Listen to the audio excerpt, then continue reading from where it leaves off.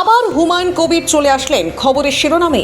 একটি ভাইরাল ভিডিওতে তাকে কথা বলতে শোনা যাচ্ছে, যদিও সেই ভিডিওর সত্যতা আমরা যাচাই করিনি।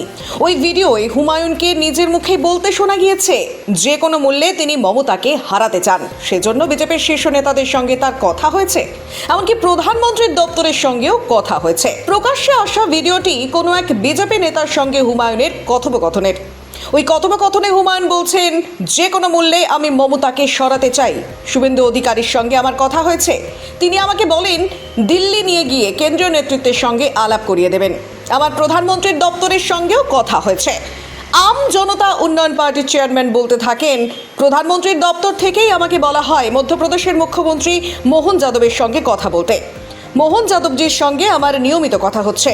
হুমায়ুন ইঙ্গিত দিয়েছেন অসমের মুখ্যমন্ত্রী হিমন্ত বিশ্ব শর্মার সঙ্গেও কথা হয়েছে তার। ঠিক কি অঙ্ক হুমায়ুন ও বিজেপির? ভিডিওতে আম জনতা উন্নয়ন পার্টির চেয়ারম্যানকে বলতে শোনা গিয়েছে রাজ্যের বিরোধী দলনেতা শুভেন্দু অধিকারীর সঙ্গে নিয়মিত যোগাযোগ রয়েছে তাঁর। শুভেন্দু স্বীকার করে নিয়েছেন কোনোভাবেই বিজেপির পক্ষে 100 থেকে 120 আসনের বেশি পাওয়া সম্ভব নয়, কিন্তু মমতার থেকে মুসলিম ভোট সরাতে পারলেই বিজেপি জিতবে।